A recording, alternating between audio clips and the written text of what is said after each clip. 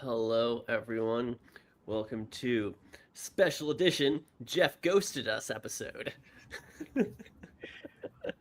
Damn. So we were going to have Jeff Escalante on here. We're not sure where he's at. So we're going to go live and just shoot the shit with the two of us and see if he decides to join. And we will make sure to give Jeff lots of shit so that this is on the internet forever.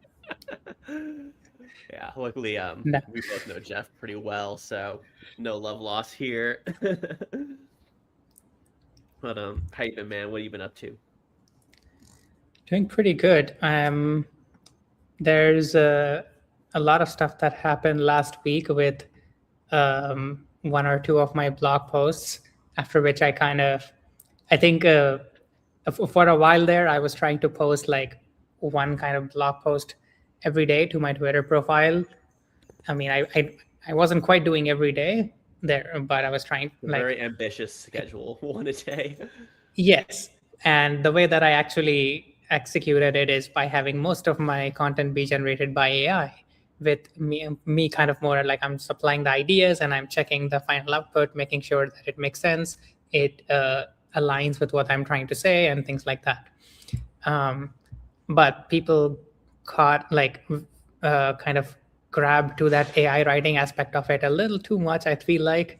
And so, yeah, I had to kind of stop doing that for a while. And I'm rethinking my content strategy so that there's less obvious AI slop on my content, because that seems to be pissing off a lot of people. Yeah, I mean, this kind of goes along with what happened with Solid, because Solid Yeah. Review 2 launched, and people said that the announcement blog post sounded like it was written by AI. And Ryan was saying that they did use AI originally to kind of draft it, and then a lot of people edited it.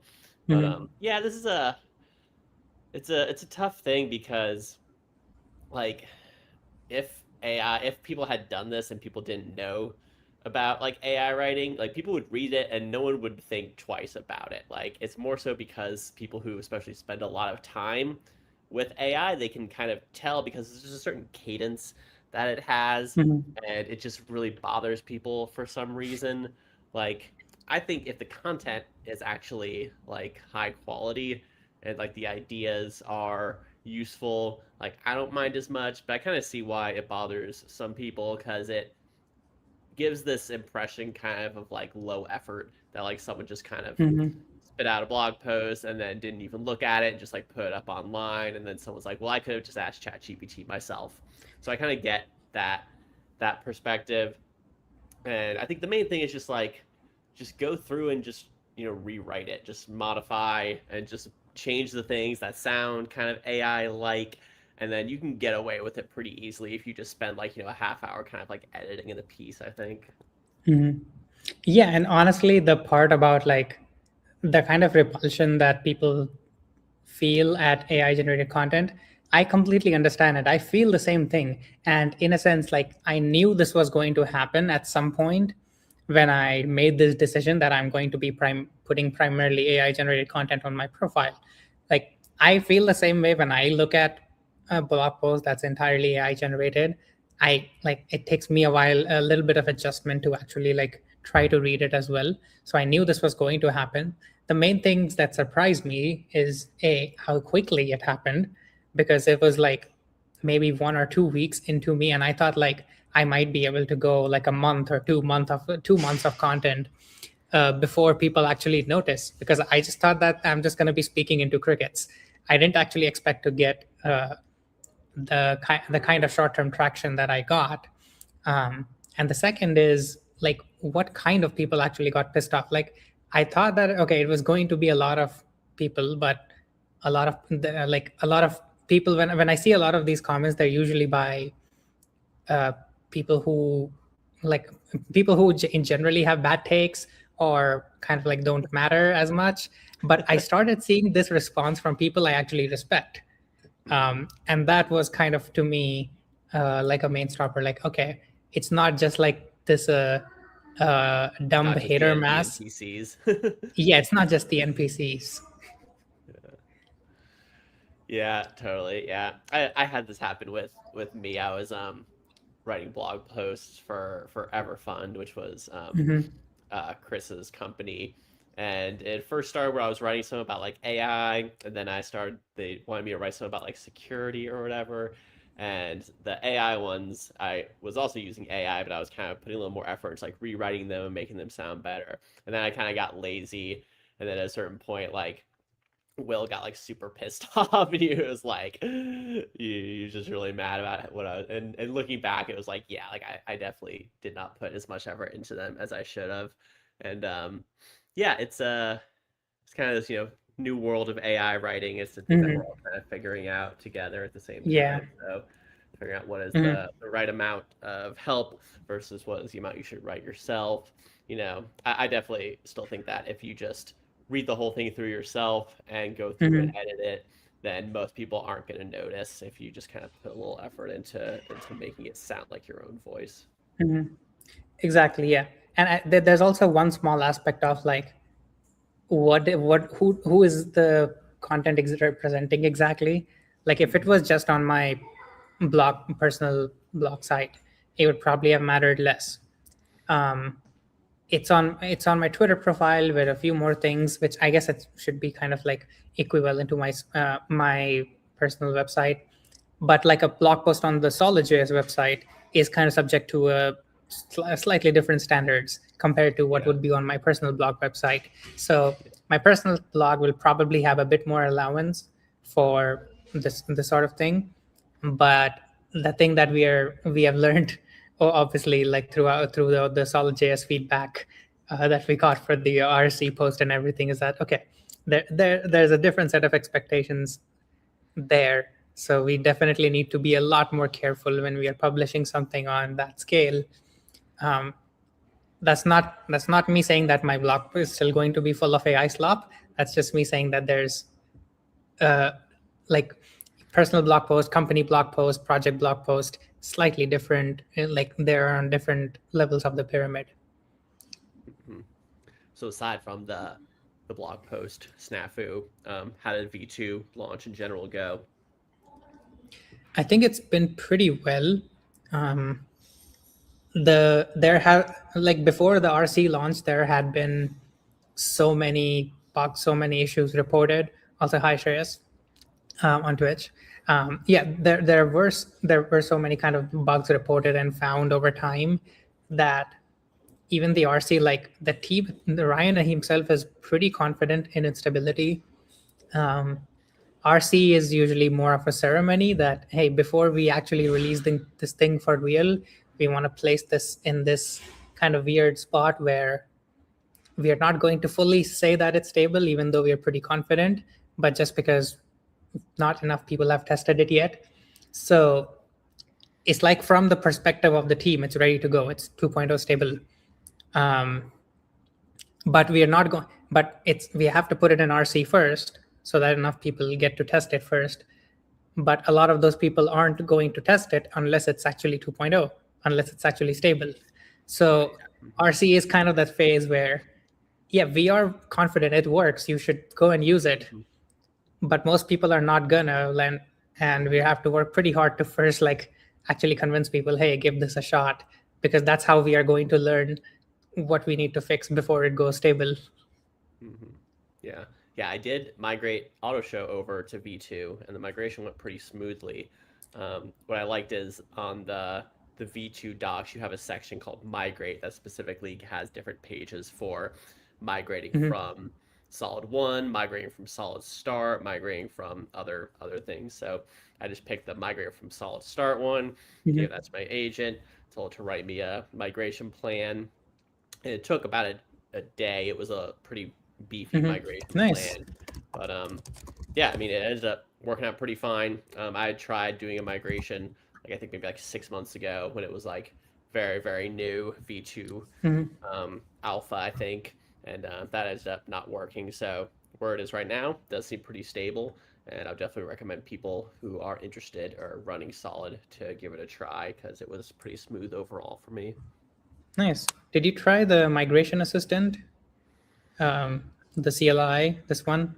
No, I did not. No, I just took the Okay. doc, the migrate from doc, migrate from solid start doc, and literally just had it read Mhm. that and then write a plan.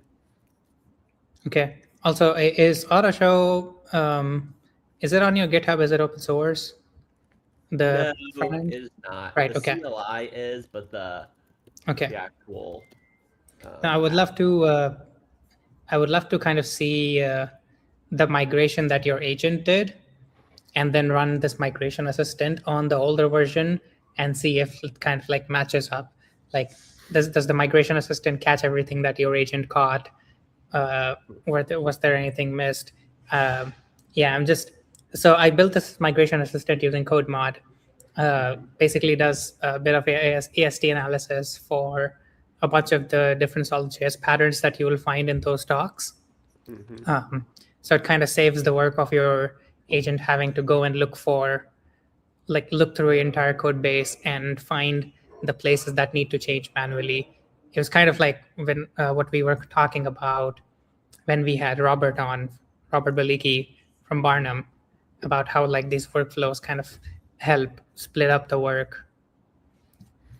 Okay. Yeah, I might I'll play around with that. Maybe we'll next week when we're on, we can give that a try. Yeah, tell me more about Autoshow. How's it? So you migrated it to Solid 2. Is that running live right now? Yeah, I mean, I can show you.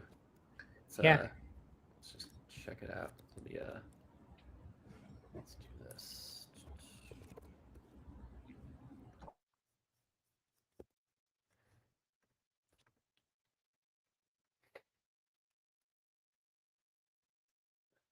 Okay, so right now it's on auto.show now. It used to be autoshow.app back in the old version. But that's pretty cool. here we got you can either upload local files or um, URLs. There's also a search here, so I can actually do this. I can go Anthony Campolo, AGC Web Dev, Dev Wall. That might have been too specific. Let's just try. Here we go. Nice. Here, so here's, let's just do model context protocol. Oh, found a bug. Can't be processed by. Okay. Oh, that's a bug. That's a bug. All right, so let's do this Good. instead. So you already have an authenticated YouTube account, or was that I'm not sure. okay? Hold on, let me do something real quick.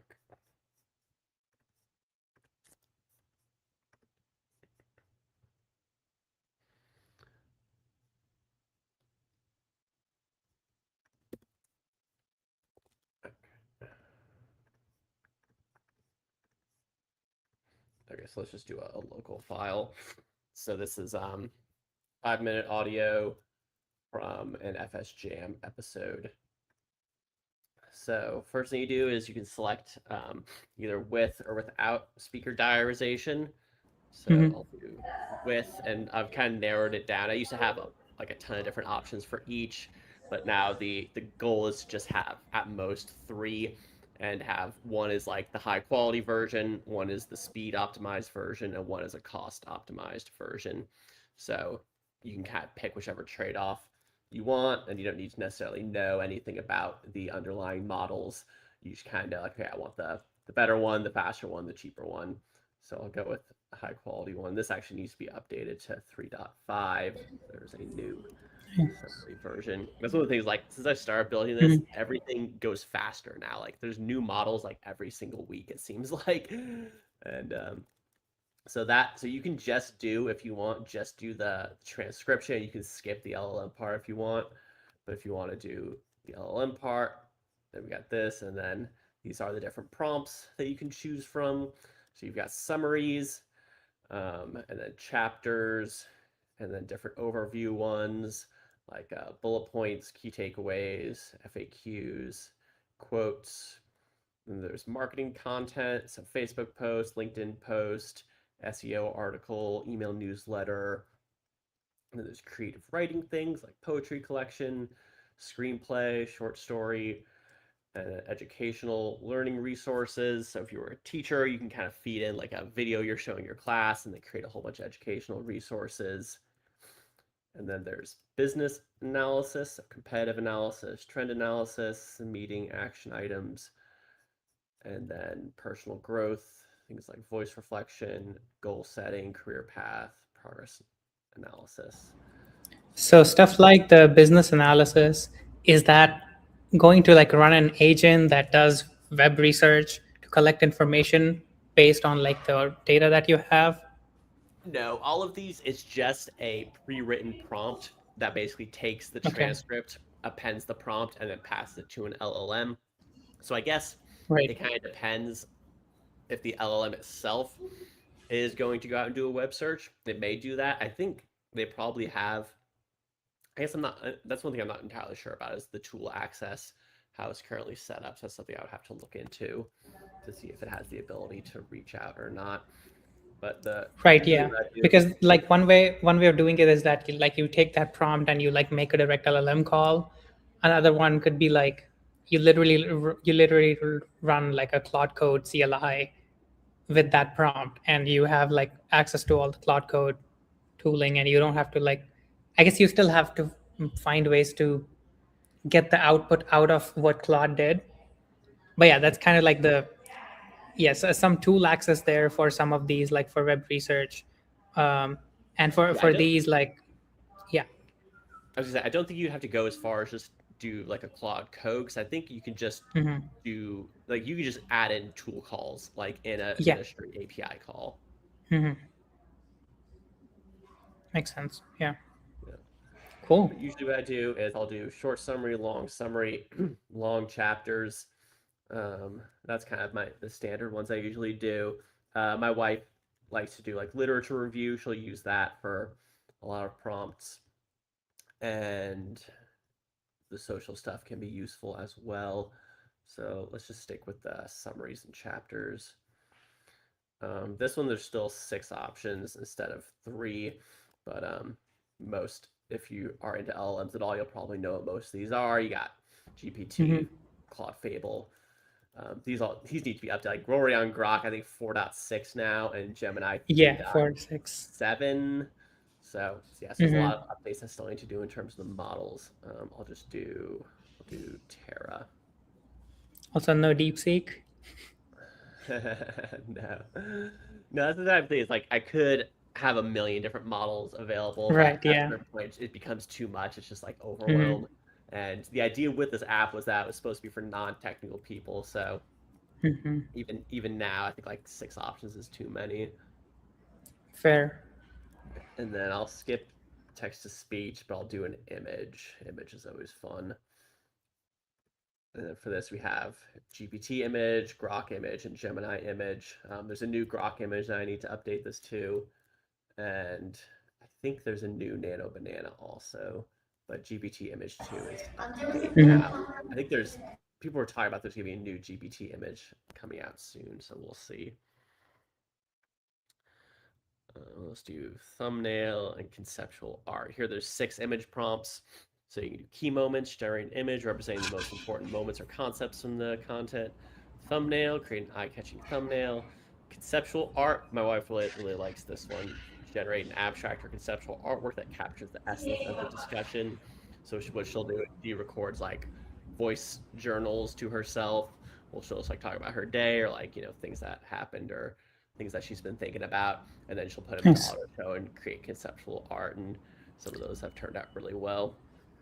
By the way, Jeff is here. Oh, Jeff is here. Should do we let him up now? No, let's Should he just make stay fun in detention? of him. Yeah, no, you can bring him up. All right. Welcome, Jeff. How's What's it up? going? I'm Jeff. What's up, dude? Good to be here. Welcome to the show. Where you Hey, been? thanks for having me. Where have I been? Yeah, Oh, this we started I was for. cooking. I was cooking. I thought you were starting at 5:30. What? Ah, Well, sorry, I'm in Eastern. Oh, time zones. it got moved You back. Sorry, I missed it by you hit 30 whole minutes. Wow. You picked the time, bro. You're the one who did the scheduling. Yeah, for some reason I thought it was 5:30. I was like, man, they're really mad about me being like 5 minutes late. Like, what the? I'm sorry about that. Wow, what a No, All mess. you're all good. I'm here though. I just Froze. uh, All good. Technical issues, I guess. Um, I'm sure Jeff's gonna be working all pretty right. hard to Clearly, I'm fix. not good. I think my internet just went out. You're back now. Very annoying. I just moved recently, and I've been trying to get the internet working in this house, and it's really been quite an episode. Clearly, I have not solved the Oh, problem. hate bad internet. Yeah. It's like the Yeah, it drives bane me of crazy. certain places. There's this like giant bundle of like Ethernet cables in the basement that like has half-baked like equipment that somebody put in there and took some of it out, and I'm like trying to map all the cables around and figure out what's going on. I have like a bunch of network equipment that just showed up today, and I haven't had a chance to put it in yet. Hopefully tomorrow my internet will be better. Good timing, right? Definitely, yeah. Cool. So we'll just finish up this demo, then we'll transition to the Clerk stuff. So we got Okay, here the extraction. So this right I'll be now right it's back. not showing the speaker labels because it's still generating. That was one thing I'm not sure why. Oh, wait, there it goes. So once it finishes, it pops in here. So we have speaker labels, and then we got our generated text. So we have short summary. So this is when we had James Perkins on to talk about his new role. So we got one sentence summary and we got one paragraph summary. And then the chapters. It's only a 5-minute video, so there's just 2 chapters.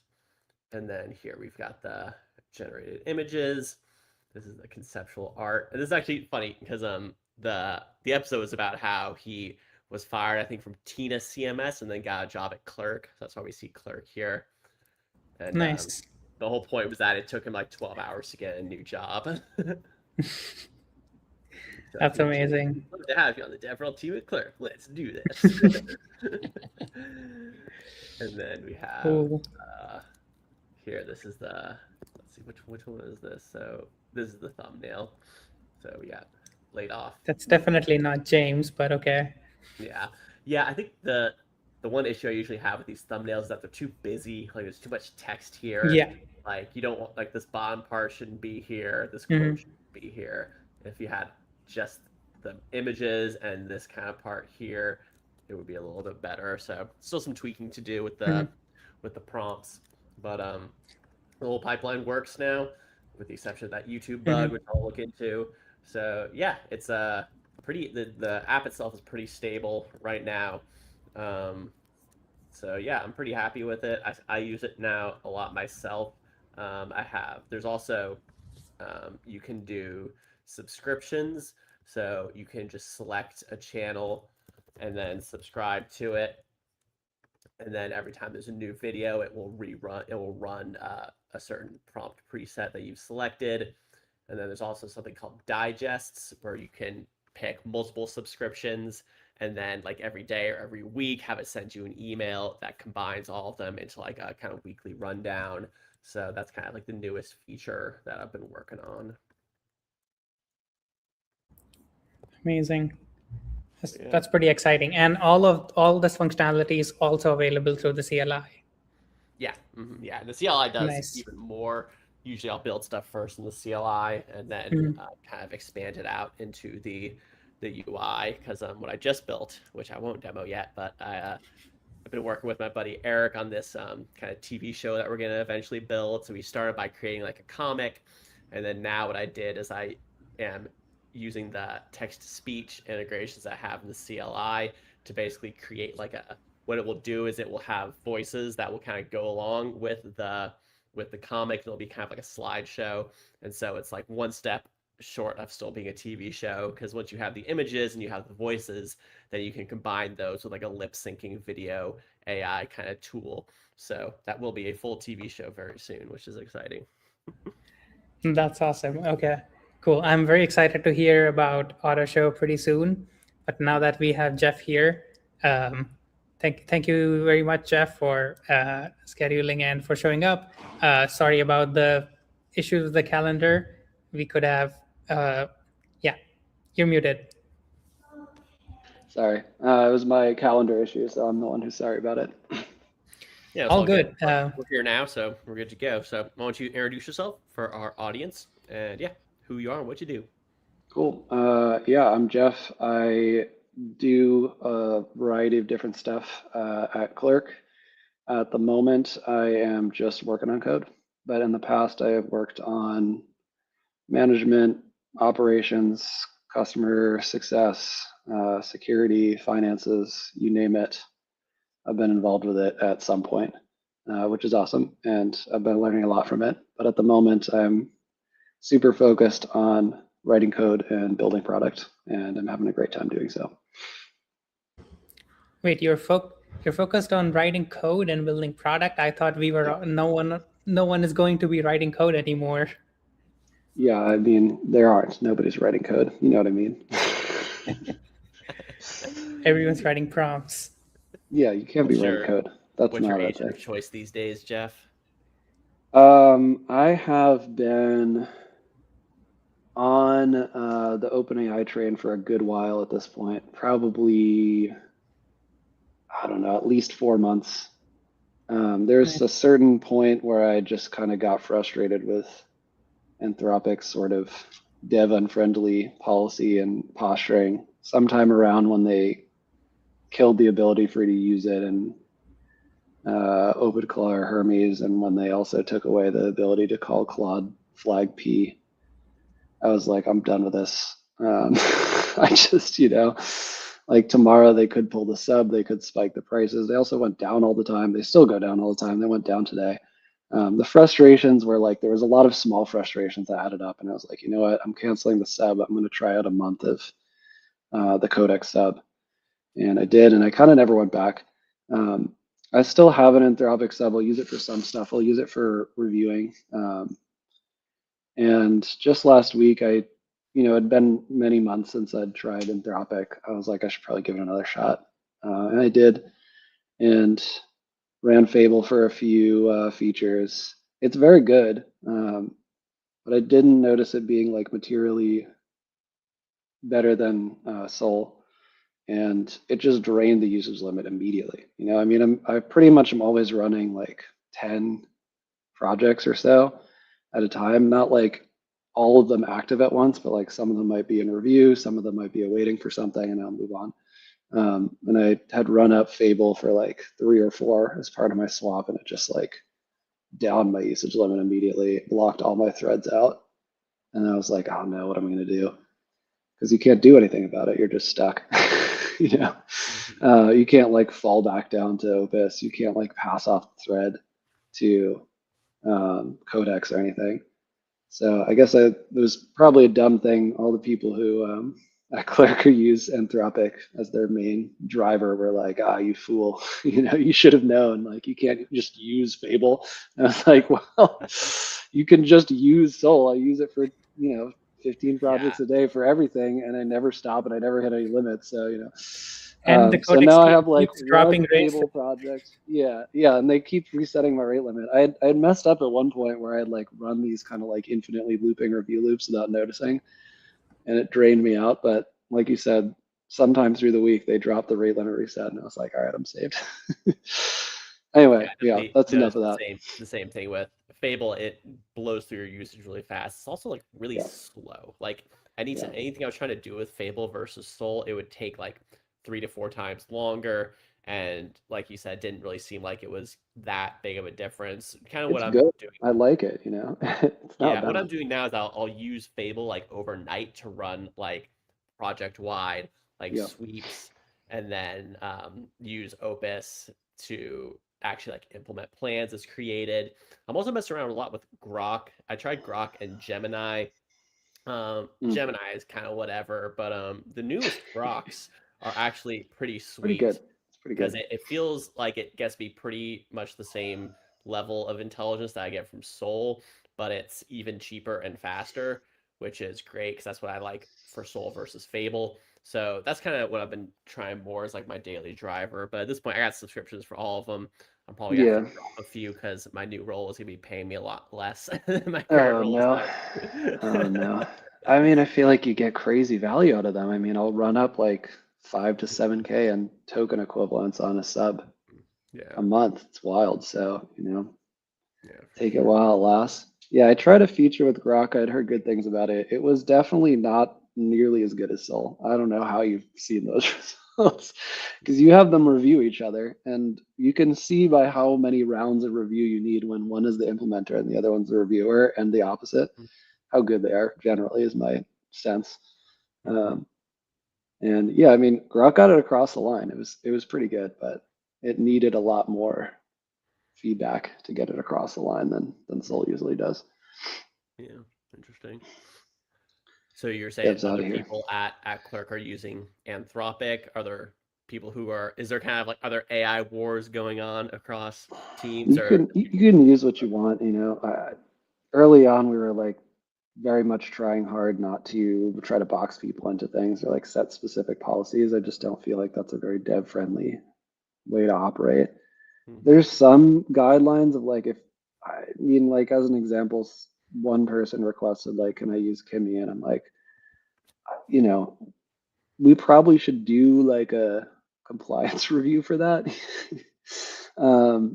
Because it's a brand new company. It is also a Chinese company, and I don't think it's like a controversial thing that every Chinese company is backdoored by their government. It's like a well-known fact. Um, I'm like, do we want to be passing off our like source code? Like, I'm not sure. We should probably go through like a security or like vendor review for that before we approve it. If we're being real about it. And that was enough for that person to like, never mind. Um, so we didn't end up doing it. But like, I think if it's like a new company, a vendor that is not like a kind of mainstay, um, that if they had a security issue and they kind of like leaked our source code, it would be a bit of a problem. I feel like at this point, we had a discussion about this. We're like, at this point, if Anthropic or, OpenAI start leaking source code, I think probably ours is going to be pretty low on the list of ones that people like are really that like compelled about, Um, I guess the whereas for big some of these danger. smaller companies, it's not so much the case. And it's whether or not you're using Anthropic or OpenAI models under the hood, like they're passing through your services, they're passing through your logs. Like you still have to consider the risk of being like, I'm going to give this company full access to my source code. It's a big issue, and I feel like with Clerk being a security focused company, that would be a little more high stakes because if Sure. someone Yeah. had your whole source code, they could potentially figure out ways to crack it, right? They could. That being said, we have multiple people on staff full time using AI on our full source code to figure out ways to crack it. So, it wouldn't be that big of a disaster, I don't think. And I mean, we also run, test every year with a professional firm that gets full source code access, sees what they can find. So we're in a pretty good spot. It wouldn't be like the end of the world if our source code leaked, but still, like, you don't want that to happen. It's it certainly makes it easier for bad actors to try to find holes. And I mean, we're constantly being slammed by people trying to figure out ways to break through Clerk or commit fraud. I mean, I just before this, I spent a good chunk of time shutting down fraudulent apps. The fraud adventures are just crazy. I mean, we've shut down so many avenues for fraud throughout the years, partially foresight and partially trial by fire, but like people just use increasingly low odds. Like the one that I'm fighting right now is people will create an app on Clerk with the name of like, you know, your account has been compromised. Please call this number to whatever. Like that's the name of the app. And then they'll like create a fake user and have that user sign in and it will send a verification email and it will be like Clerk, like you are signing into, please reach out to whatever, like your account's compromised, like click here to finish your sign in. It's like this is the most pathetic form of spam or fraud I've ever seen. Like I don't know who that's gonna fool. But it's still like, Damn. annoying and like we're not gonna allow it. And at this point I've closed that hole up, but I'm just kind of sweeping through and getting rid of all the junk attempts that people tried to use to do that, and banning their accounts and clearing out their apps. I mean, it's ridiculous. Nice. So yeah, there's a bunch of questions. I mean, there's a bunch of directions we could take this. Sure. I have kind of like three, I guess, broad questions, and you can choose which one is more interesting to you that you want to talk about. Okay. I'd like to hear about. So the Clerk is probably one of the companies that put like extreme focus on the experience of the developer. Like, it's, from what I remember, it's kind of like in the DNA of the entire engineering organization that Yeah. we want to improve the DX at all points. So I'm really curious to hear about how that has kind of evolved with AI and agentic coding. Yeah. So that's the first one. Second one, I'd love to hear about like kind of internal tooling, and like you mentioned, everyone can use whatever agent they want. So how do you like share good practices, shared workflows, and things like that amongst the team? What do they look like? And I guess the third one is like we were talking about like security, and that has been in the talks a lot more recently since OpenAI's GPT, like under training model, escaped containment, and then every company's model started escaping containment at the same time. Right. So that's something I would also like to hear your thoughts on, like fully autonomous attacks and defense. So whatever feels more interesting to you, we can go into, and whatever Anthony prefers, I guess, as well. All sounds good to me. Yeah, I'm honestly fine with any of them. Take your pick. We'll do it.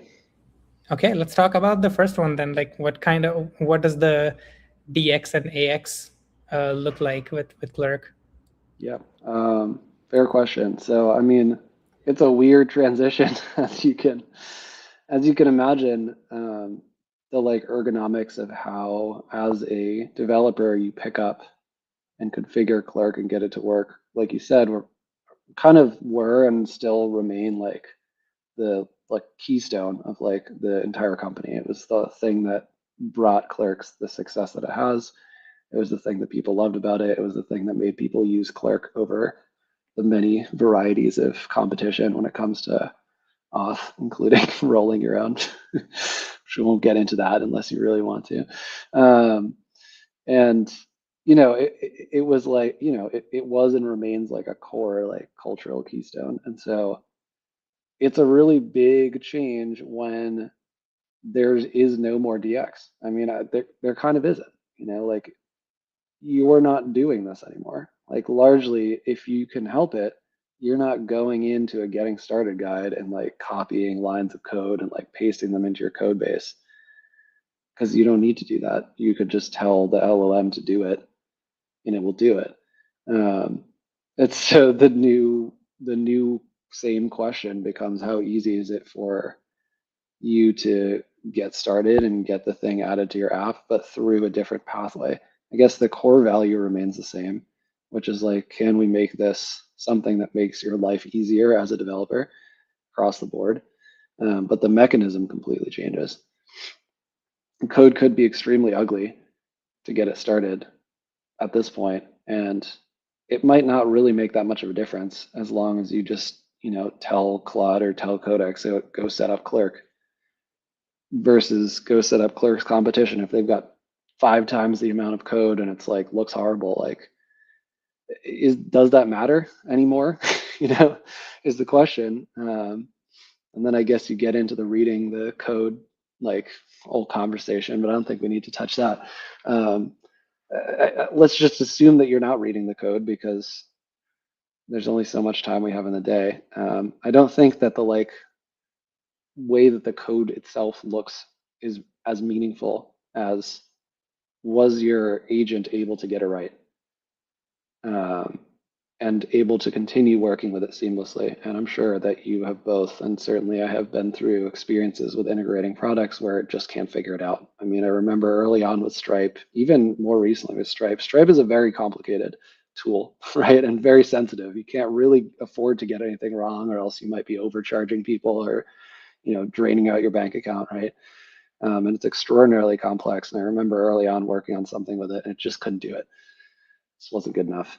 Maybe it is today. I haven't built a big Stripe product in the last few months, but I pulled the plug and was like, I'm handwriting this, because I can't afford for this to be like wrong.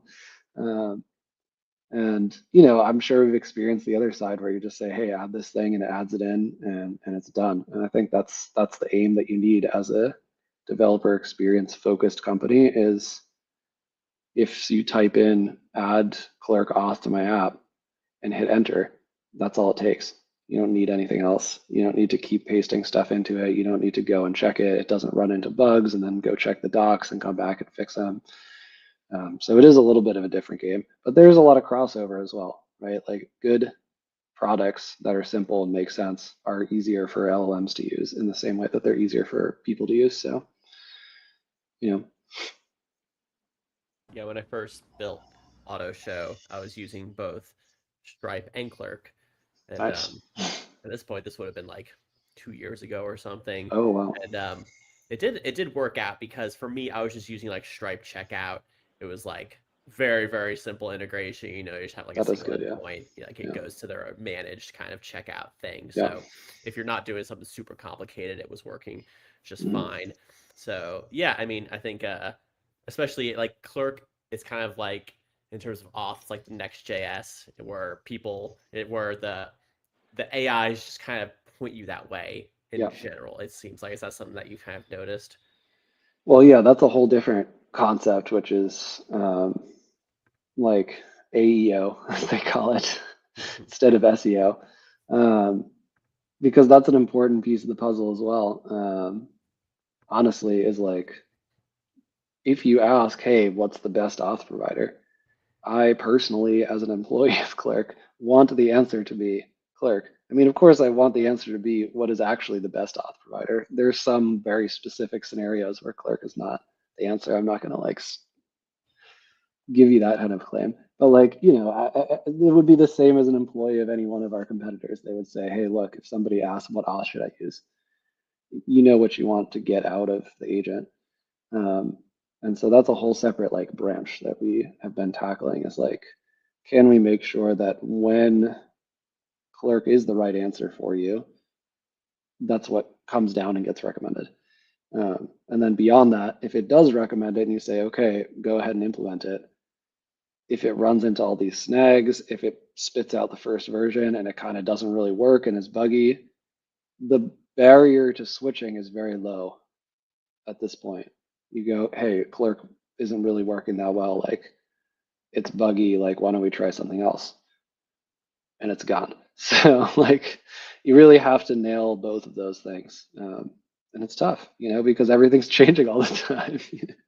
Like what they recommend and how they search for things and how smart they are and how they think about things is just, changes every month. So there's not like a secret, I don't think. I don't think there will be a secret in the same way that like at the beginning, early days of SEO, people were like doing like, I'm sure you guys remember this, maybe not, like the whole keyword stuffing thing. They would like be putting like Yeah. 1,000 keywords in the metadata and they'd be putting like white text against a white background to get them to show up in Google. And inevitably the bill came due, like those things got caught, they got banned, they got spiked down to the bottom of the results because it's just not sustainable. And I know for sure that there are people who are like trying to figure out a way to like swindle the LLMs into recommending their products so they can make a quick buck. But like that's not the way that you could do it for like a company that you want to last. You just have to have a really well documented, really well received, really well known, high quality product. And the theory is if you can get to that point, and you care about this stuff and put effort into it, then you can get the recommendation. Yeah, you're always gonna be caught in either an arms race or you can step out of the arms race by just building a good product. Just kind of what you're saying. It's certainly possible that somebody could get a leg up on us using some crazy tactic, but like I just don't think it's gonna last that long. Like with anything, like if you've scammed your way into relevancy, it's a matter of time before somebody figures out and closes that hole. In the same way as if you scammed your way into trying to send out weird emails through Clerk to try to get people to contact you about their banned accounts, it's only a matter of time before I find out and I ban your account. Right. Yeah. So yeah, it's very interesting to see how like agents can discover the product at the right time and recommend it over Yeah. competitors. And once it does know about Clerk, like what kind of tools, because this that also feels like it changes every month. Where like at some point we wanted to build MCP servers, then it was okay, just build CLIs or just write skills, markdown docs. So that also feels like it keeps changing. And also Clerk is one of those products where you have like a lot of different touch points, because there's the developer that's building an app with Clerk and their agent. And then there's the agent of the user, and maybe the user wants access to their data. And maybe there's an agent that you want to integrate with an app that's using Clerk. So there's a lot of different touch points Sure. Yeah. where you have to now additionally think about how do we help some sort of an agent here. So what kind of tools, like Clerk has an MCP server and a skill and a CLI, I believe. Yeah. How do you think like they kind of fit together? Got to do everything. like you said, Right. like things are changing all the time. I built the MCP back in the day. I remember actually being at like an offsite with the CEO and starting to see the MCP stuff come out, and I was like, we gotta be on top of this. We gotta be on top of this early. People are gonna want this. And I like made this like deck about how we should invest engineering resources into building MCP. And it was like a very silly and ridiculous deck. It's probably not I surprising made to that anyone. exact same deck in February of 2025, 24. Um, yeah, and I pitched it to Colin, our CEO, and like squeaked by, and he was like, "Fine, but like you have to do it." I was like, "Fine, I'll do it." And I like got involved in the working group and the spec and everything, and I was like all in down this like rabbit hole of like found a bunch of bugs, like patched them up in the SDK, like found issues with the spec and put in patches for that. I was like super like down this rabbit hole being like, this is it, like the AI is good, but it's not that good because it doesn't have any context. Um, and this is the way that it gets context, and this is going to be crazy. It's going to be awesome, whatever. And finally got this thing out the door. We had a lot of like OAuth infrastructure we needed to build up to make it work, because as you know, MCP is very, very heavily predicated on OAuth primitives. And then I kind of lost faith in it, like almost immediately, which is really disheartening. But like the spec kept changing, and especially being the person on the other side of it, not only for Clerk itself, but like you said, for our customers, like our customers are the one who are driving the demand.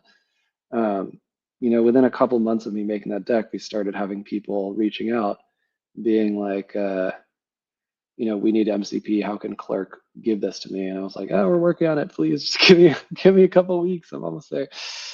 Try the beta. But like every Cloud Code had one way of like implementing their client, and like Codex had a different way, and like VS Code had a different way, and everybody was like trying to work through different phases of this spec, and it was so difficult to build a single way that would deal with all of them correctly.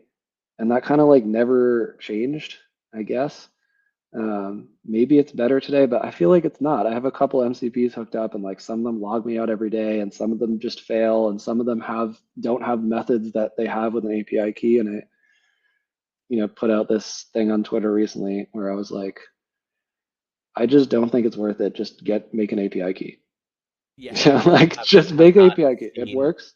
You put the Yeah, I permissions on definitely it you need. It doesn't expire. It doesn't sign you out. There's no browser. And I've never had a problem with anything where I just took an API key, put in 1Password, and wrote a skill that told it how to get the thing out of 1Password and use it. So I kind of am mostly on that train at this point, to be honest. But like, of course, as an auth provider, we need to provide everything. So like, there's a lot of customers using our MCP service now. CIMD is a new thing that came out that helps with the whole dynamic client registration issue, which if you want to get into, I can get into, but I don't know if you want to do that because it was pretty rough. So there's a lot of demand for CIMD. We're rolling that out in beta. Of course, we have API keys as well that people can use if they want. So you kind of have to just like serve up everything and see what sticks, because every customer wants something different in the end. And we're not one to impose our own opinion of what you should be using for your integration, or really one to even know what you should be using, because things are changing so fast. So, yeah. And add to the ever-growing list of things that were really hard when it comes to implementing auth. And then people say that you should roll your own. Yeah, it is actually. It kind of adds to the moat, right? Like if you're rolling your own auth now, you need to have OAuth, and you need to support dynamic client registration, and you need to support CIMD. And you know what? If you're going to get a little bigger, you probably need to support SCIM as well, and then also you need to support directory sync. And it's one of these traps that's like very dastardly, because when you're starting an app, it's like, I don't need any of that stuff. I just want email and password. You type it in and you sign in the app. Like, it's not that crazy. And like, I see people make that argument. I'm like, you're right. If that's what you need, you don't need to pay an auth provider. To be fair, you don't pay an auth provider anyway. Like, you're not going to pay Clerk for email and password sign in. We'll give you that for free. But you don't want to lock yourself into an auth provider, so that when you inevitably have millions of monthly active users, you'll be paying a huge bill. The problem is the sneaky things that come around as you grow, and once your customers start asking for them and you already rolled your own, you're cooked, because you don't want to migrate your auth at that point. It's a huge project. It's super risky. You don't want to lose any data. Yeah, there's just so much stuff. I didn't know about any of it before I came on to Clerk. I really didn't know much about auth at all. So I feel like I would have been receptive to the why not roll your own thing. But now that I've been down that rabbit hole, I'm like, never again. I don't care how much you have to pay for it. Like, it's worth it. That's not marketing, I swear. I just want to say hey to Fuzzy in the chat. He's saying SCIMOIDCSSOSAML With you on FML this. auth is a freaking pain in the arse. It's so true. I mean, passkeys are another thing. You get asked for those. Very difficult to build out. Tons of edge cases. I mean, there's so much. It's wild. And the service area keeps increasing as we add all these different agent auth things. People keep asking for agent auth, and nobody's delivered it. There's a lot of companies that have raised a lot of money trying to deliver it. The problem is, how do you distinguish a good bot from a bad bot? Right? I mean, you could just take off all your fraud protection and you allow agent auth, but I don't think you want to do that. Don't think you want to do it. For sure. What's up, Nikki T? And then Fuzzy saying, James, I imagine, would be a great boss to work for. Who's James? I assume he means James Perkins, who you were talking about earlier. Dev, did you ever work for James? I don't think so, right? Maybe. Did you? Yeah, I worked with him. Like right before right before he left for Unkey, I think. Yeah. We worked at Clerk for the first few months. You can confirm or deny. Definitely, yeah. No, he was great. James is super. Yeah. Cool. So yeah, that's pretty good insight into like what it kind of takes to continue being like the easiest sort of auth provider to set up and just ship things in the age of agents. Yeah. What about like what about the internal tooling? What is that like? How do you share guidelines and workflows and skills? Is it just skill.mds within Clerk, or do you have like more custom setups? That's a fair question. I think it's something that we could probably be doing better at. Sorry if you hear a lot of screeching, it's because my children are back. All good.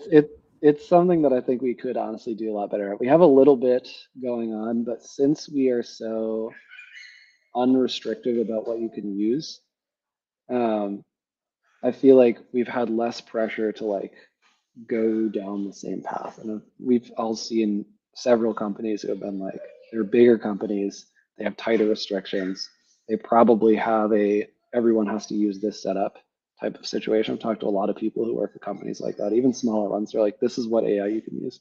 I talked to somebody at Render the other day who's AWS. saying, yeah, I believe it. Talked to someone at Render who said that they get like 1,000 credits with Devin or something every month. And once they're done with those, that's it. They're handwriting code. And I was like, that's crazy. Like, I was like, how long does it take to go through those? I don't know, like what credits are. And they're like, I don't know, like a week. I was like, wow, okay. So you have to portion out over the course of a month, a week's worth of AI usage. Wild. But yeah, we're very spread out. So I think partially that's the reason why we haven't like honed in on like everybody's using this. What we have now though to actually answer the question is really mostly just one repo called employee skills that is a package that anyone can contribute to. It's just a big old directory of skills. It has a CLI that allows you to go through and install them and update them and do the whole thing.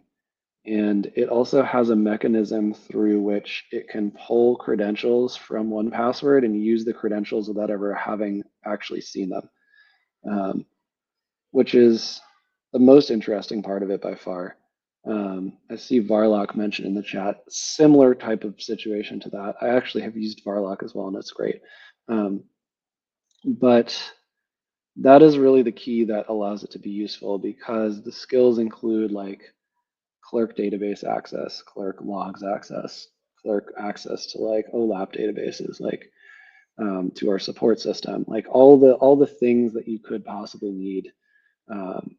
It has a skill that gives you access to that through a 1Password credential, and you need to request access and be granted access to the 1Password credential, and almost all of them are read-only and like very carefully orchestrated with the permissions so that it can't like run away and mess something up, and it hasn't yet, I guess I should say. But this is very useful. I mean, at this point, if I have a customer, like a really thorny customer issue come in, I just type in like, here's the link to the support ticket, like figure this out. And I hit enter, and that's the end of it. And it knows how to go look in the database, and knows how to go look in the logs, and it has enough information, it could just narrow it down and like get to the answer just because of this like employee skills thing, which is really cool. So that's been really useful for us. Other than that, we don't really have that much. We just kind of have a repository of skills. That's pretty much it. Yeah, no, that makes sense. I think this kind of access control with agents tends to get pretty tricky, especially if you're going to have agents running on your local machine with all the credentials that you have access to, and anything can happen. So Yeah.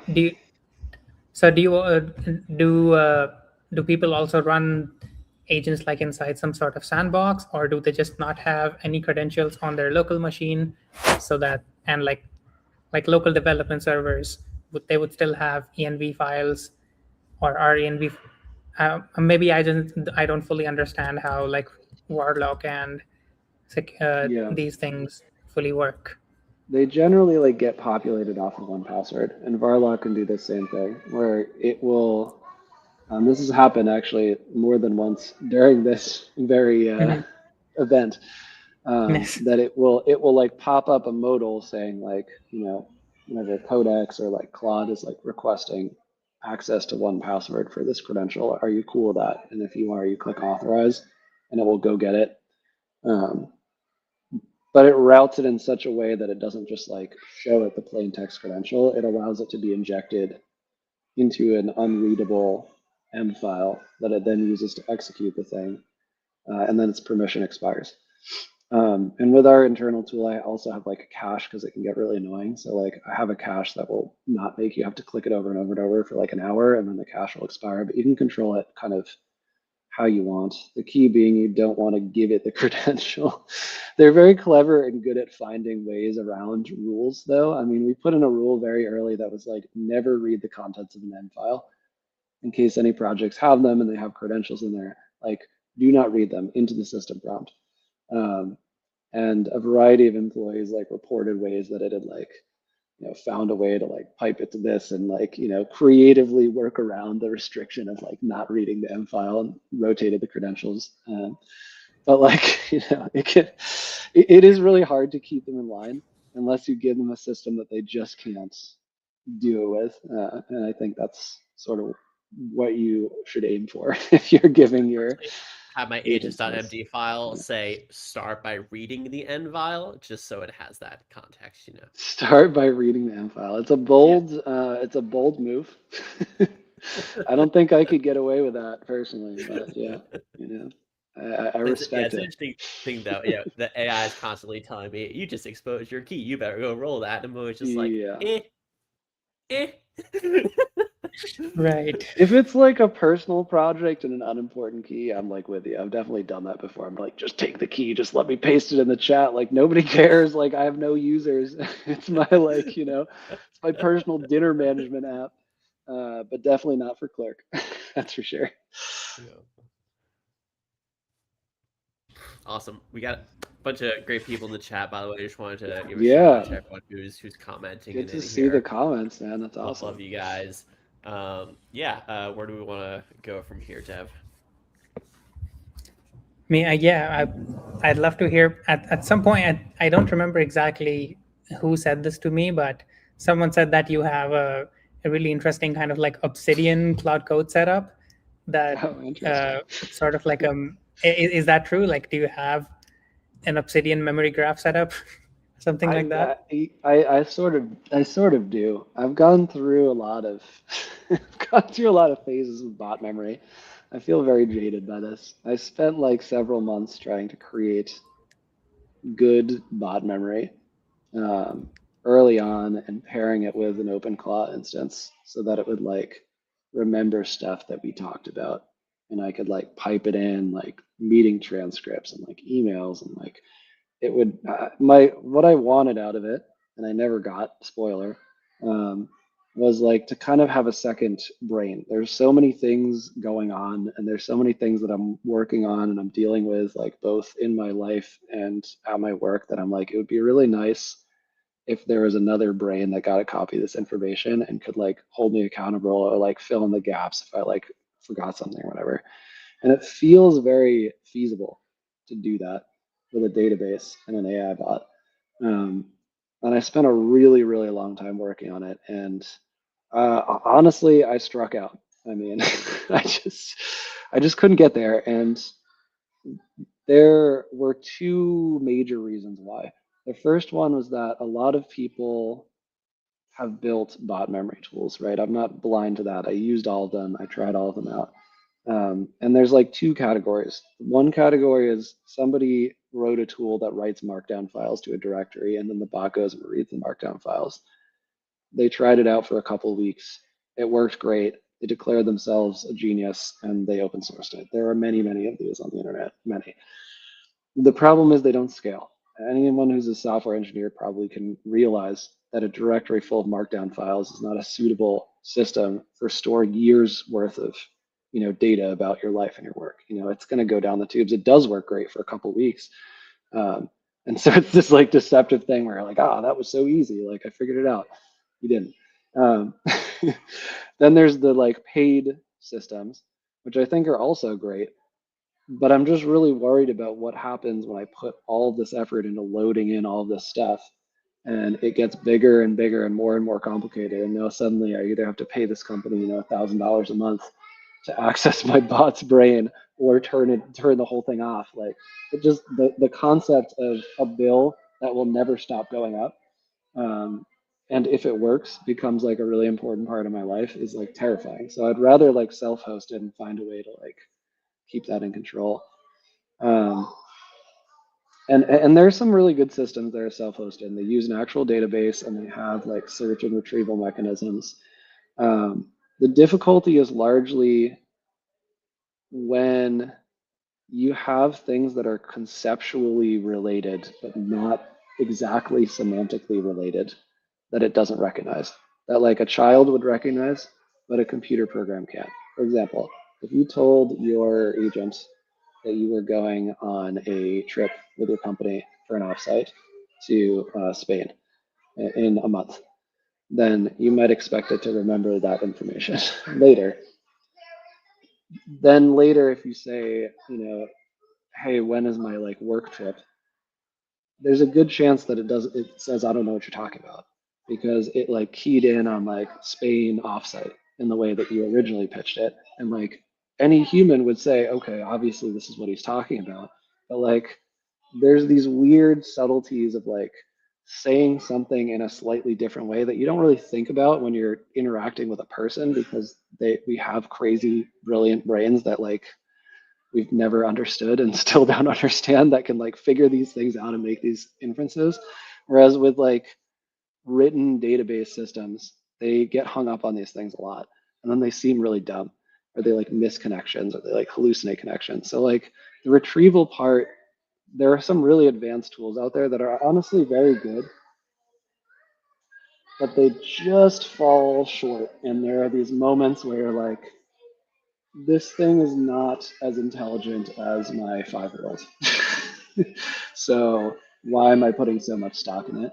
The other side is the ingestion. So most memory systems will have a like a system prompt or an agent's MD prompt that you inject in. It says, when there's something that's like interesting or worthwhile, make sure to commit it into this memory system, and here's how to put it into the memory system. Here's the endpoint, or here's the MCP, or here's the skill. The problem is, as we well know, agents don't consistently follow things that you put in agents MD. Sometimes they do, sometimes they don't. They don't even consistently use skills when it makes sense to use them. And so would you really want to rely on a brain that decides based on arbitrary chance if it's going to remember any given thing? No, is the answer. You want it to remember everything. That's the whole point, right? I mean, if I have ever said anything to the bot at any time in history, I want it to be able to remember that. That's why I have a big database set up, and that's why it's a computer and not a human. Um, and nobody's really worked on that, as far as I can tell. They all just fall back to the put it in agents MD. Here's the way to commit things to memory, commit things that are important to memory. And I spent a really long time working on a system where it would go run out of cron, and it would check every hour and go back through the chat transcript and summarize what we had talked about, and then commit that as a chunk. And that worked pretty well.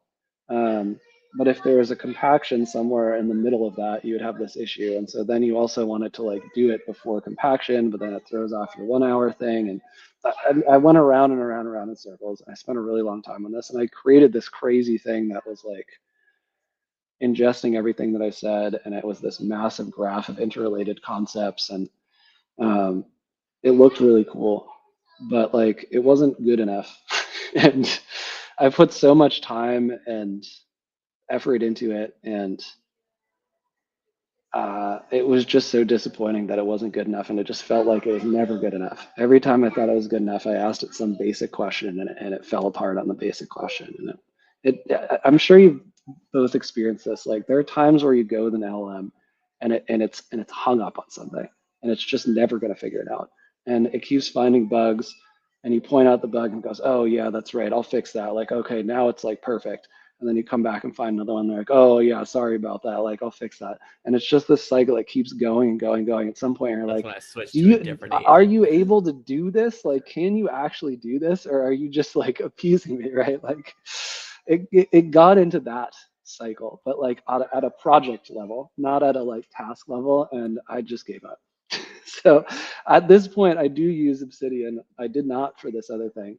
I have a skill when I finish up a project or thread, like I start a feature, I work on the feature, the PR ships, I make sure everything went out, I monitor it for a couple weeks after, make sure everything's good. Now I'm done.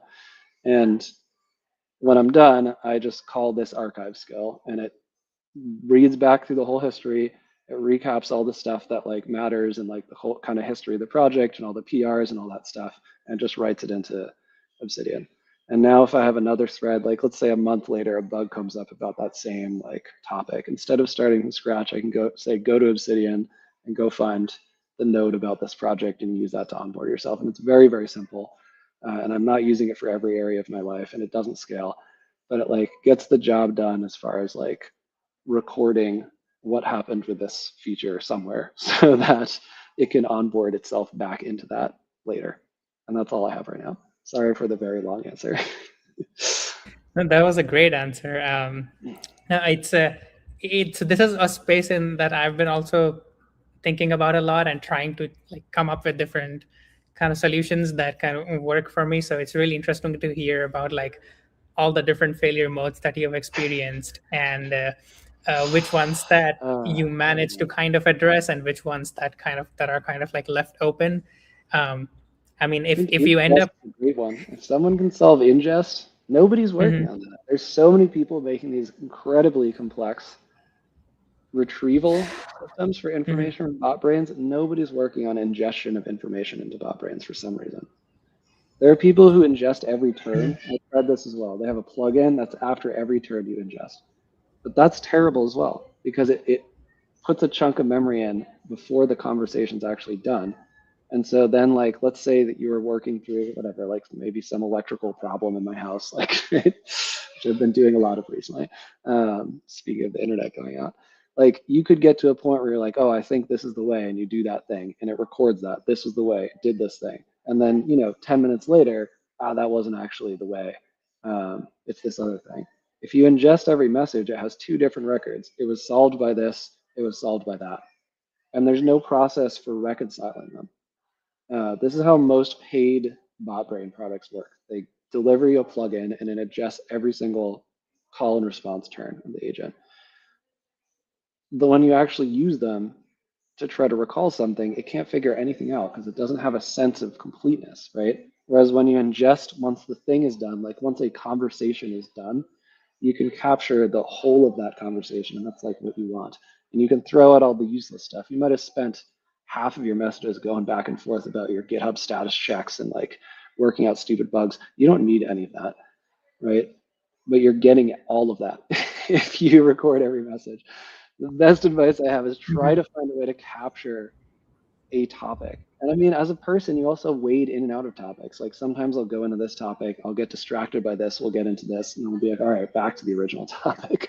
So like, how do you know to like go back to the, you know what I'm saying? Anyway, that's all. That makes sense. Yeah. So one kind of question along these lines: do you differentiate between like types of memory, like a memory my agent might have for all my personal work or personal stuff, and the memory that an agent might have for a specific code base? So do you differentiate between those two? How do you think about them, two of them differently? Or how much of them can how much of it like can you just use the same product or the same tool for both of them? I mean, you could. My original one was to try to combine them, and just have it know like this is a work-related thing and this is not a work-related thing. At this point, I'm only pushing work stuff into the Obsidian vault, and I'm not using it for as many personal tasks anymore. I use it for the gym, and it's great for that. If anyone's not using it for the gym, and you go to the gym, I recommend it. It will put together a workout plan for Are you you. using it for the gym? I'll tell you this. I'll tell you. You need a gym like tracking app that has an API, as you need everything that has an API now, because otherwise you can't use it with AI. But that's a separate topic. But anyway, you need one that has an API. I use one called Heavy, HEVY. All gym tracking apps are the same. You put in what your workout is, and it puts it on your phone. And when you finish a set, you check it off, and it keeps track of it. And then over time, you can see if you've made any progress or like whatever, right? So I use Heavy. It has an API and it has webhooks. So you give it the API key and you go to the agent and you feed it whatever material you want around your workout. If you're like, I just want a basic, workout plan, build some strength, stay in shape, it'll spit something out for you. It knows a lot about those things. If you have some specific thing, like I really like calisthenics and I have specific people that I like follow about that, I like fed it a bunch of YouTube videos and I was like, go look at these people and their content and like their teachings and like try to build a program based off that. And it does that. And then it sticks it into the app for you. And then you do the workout. And when the workout's done, you webhook it back to whatever machine you're running your persistent agent on. For this, something like a Hermes or an OpenClaw works pretty well. I think Claude has some things that are like this. Whatever product runs like a long running agent. And you make a little server that you run that receives the webhook, and then it knows that you finished your workout, and it goes through your results, and it gives you coaching. So it's like, you made good progress on this, or like, you dropped these sets, or like you didn't do that well, like were you feeling okay, were you tired? And it's great. It's really, really great, and it's like super low maintenance. And I recently added a thing where it asks me for videos of certain exercises that require like a good form to get right. Like something like a squat would be a good example of that. You like make one little mistake, you hurt yourself, as anyone who's been to the gym knows. And so I set up a little monopod in the gym, and it puts into the workout plan like record this set, and I record it, and I send it the video after. It runs it through frame by frame, and analyzes it, and then gives me feedback of like, you went a little bit too slow, or you went too fast, or like you should have kept your like elbows straighter. I'm like, this is amazing. Like I love it. It's so useful. It's so awesome. That sounds pretty good. I'm gonna have to start trying that Definitely. today. Yeah, totally do it. I couldn't recommend it more highly. Super easy to set up. Awesome. But yeah, I mean, personal life stuff, it's not that much stuff. It's just like Mhm. looking over my calendar, giving me heads up about stuff coming up. It, tells me if some flight that I'm taking is late. But like most of the utility comes out of the gym thing. I tried using it for everything, and most of the things, it was just like not that useful for. You have to find these very specific areas. Yeah, so Fuzzy was saying here, this problem space is multidimensional, requiring temporal, spatial, and Oh yeah. heuristic data capture with a way of making memory decay and become reinforced. Yeah, I had it forgetting stuff that was irrelevant. I had it dreaming every night for 3 hours. It would go through everything that happened over the last day, and it would try to draw inferences through to things that happened in the past. And then it would present me with its conclusions in the morning when I woke up from its dream that I had. It was a very wild system, but it still failed. And it was for this reason. It's just really complicated. And I believe that somebody could like probably start a company and address it. But I certainly couldn't do it as a side project, that's for sure. Do you have any of your experiments on GitHub somewhere that we can learn from? Yeah, I think I do. They're Yeah, old and fantastic. abandoned, but let me see if I can just pull it up and link it in No here. worries. AI is pretty good at modernizing things Okay, all right. You can if find need it be. then. Okay, cool. Yeah, there is a little thing. Someone in the chat was mentioning hooking up a camera. There's a little thing that I found. I have to find this too. A product that came out that's like this little tiny camera, but it's like it moves around the head of the camera, and it's like built as a gym camera trainer product that you like put in front of you, and it tracks the number of like reps you've done, so you can do push-ups, and it will show on a little LCD like 1, 2, 3, and keeps track of your workouts and like gives you feedback after. And I was like, it's a really cool product. It was like $200 or something like that. It was like relatively affordable, and trainers are not. They're like $50 to $100 like an hour. So I mean, imagine the difference for someone who's not like I feel comfortable paying for a trainer every time I go in. Having a device like that, it's really cool. Not as Nice. good, of course, but Hmm. Cool. Yeah, that makes a lot of sense. I feel like for a lot of personal use cases, the memory is like it's what's more important for agent memory is like how many apps in your life is it connected to? Can it query on demand to collect information? Like that's more yeah, I feel like more important than how that information is structured, because as long as it has access to actually read from things, it can kind of like dynamically figure out where to pull information from, kind mostly. it can do a pretty good job of Yeah. that, for sure. Yeah, I mean, it also depends on all those apps being friendly to that type of flow Hmm. as well, which is like not always the case. Hmm. Sometimes you have to push information in or keep track, sync the information yourself. Like, I mean, this is a really weird example, but like this is a work example. At Clerk, we send a lot of emails, and we send them through like email providers that keep track of all the emails, and we can get the email history off of their APIs, and that's great. And so, at some point, our customers are like, "Hey, I want to be able to go see what the results were of all the emails." Like maybe someone reaches out to me and they say, "I didn't get the email. I want to look into that. I want like logs for emails." So we started work on that. the issue then becomes like our email provider has rate limits, as they should, as anyone does. We have rate limits too. Otherwise, someone just starts blasting your endpoints and takes down your whole thing. But across, like several hundred customers, what happens if there's a lot of people searching for emails and we hit the rate limits? Like now our logs product is down. So like we can't have that. Even though they have all of the emails and they have an API through which I can get the emails, I can't use that because it has rate limits. And I can't ask them to not give us rate limits. It's a very unreasonable ask, right? So what do you do in that situation? Generally, the answer is you have to put in a webhook that lets you consume the information as it comes in, dump it into your own database, a second copy, and then just query your own database whenever you need the data, which doesn't have any rate limits. And I feel like Or that you pull pattern it. probably applies to a lot of services, right? If they don't give you the right endpoints, if they don't have a fast enough search, if they have rate limits that you might run into, like you have to stand up like a copy the data over into your own place, like service, and then query your own place. I think it's an interesting little pattern that I've seen a lot of uses for. And this reminds me of when people used to ask, hey, if Clerk is storing my user data, how do I write joins across my tables from the user's data? And like, Yeah, oh, just I stand mean, up webhooks and copy that data into your database. that's an option, right? I mean, or you can just use the information from the JWT and not have to query any database. But that's also like kind of a mind-bending thing if you haven't gone down the whole rabbit hole of JWTs and how they work, which I certainly had not and wouldn't have known, right? Like the default is they have my user data. How can I get it out of the database, like you were saying? Whereas the reality is it shows that already pre-pulled in every request. So you don't need to pull it from anywhere, which is kind of nice.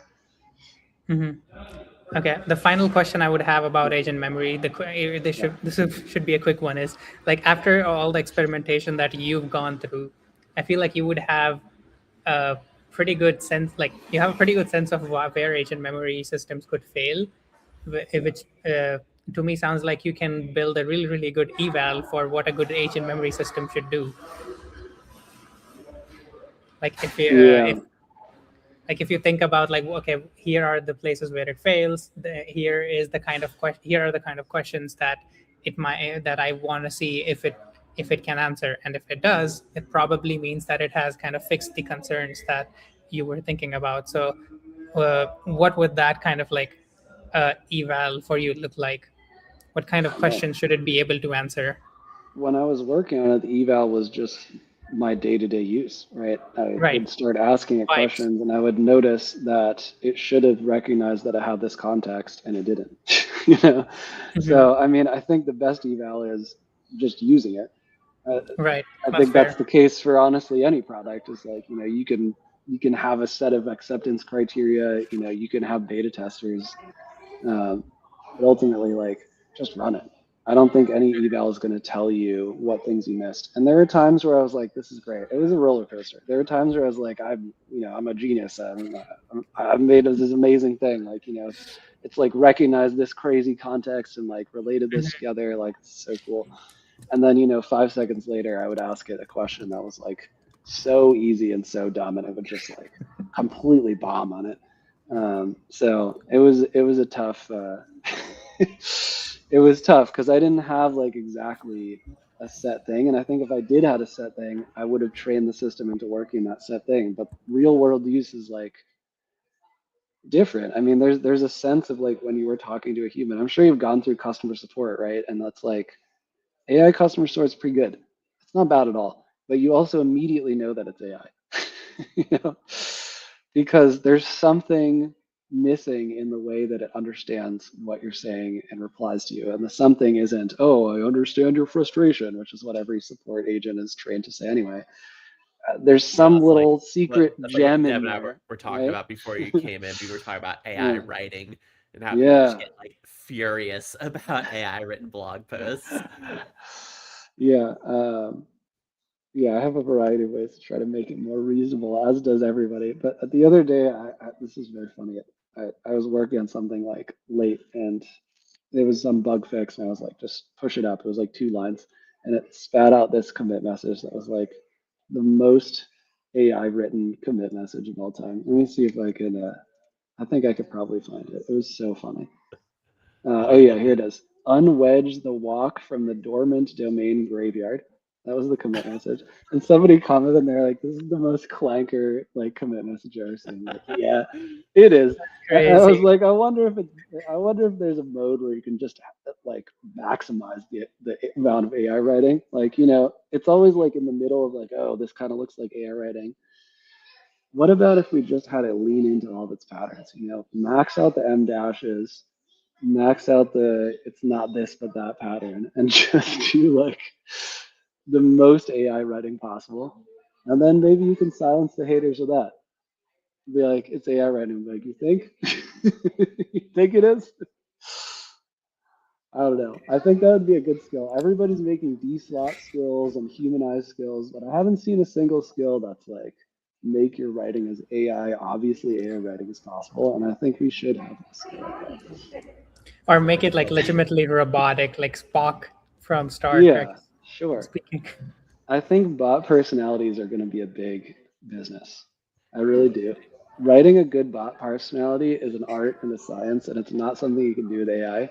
And bots that have good personality, like constructs, are so funny and they're so ridiculous and they're so entertaining. Yeah, Yeah, Fuzzy actually, saying I here. am. He Go said he ahead, got sir. his quad bot swearing like a trooper, swearing like Yeah, a Scotsman, probably. it's That's funny. one. That's one thing where Yeah. Grok definitely. Oh I can yeah. get Grok to say some things I definitely cannot get the other AIs to say. That's for sure. Oh, for sure. Yeah. I have some stories about that, but I can't tell them. So later. Yeah, it What are you is gonna say, really Jeff? funny. Every bot that I have, I put in its agent file to get really angry if I call it a clacker. That's the one instruction. Every single one. Just get Love very it. furious.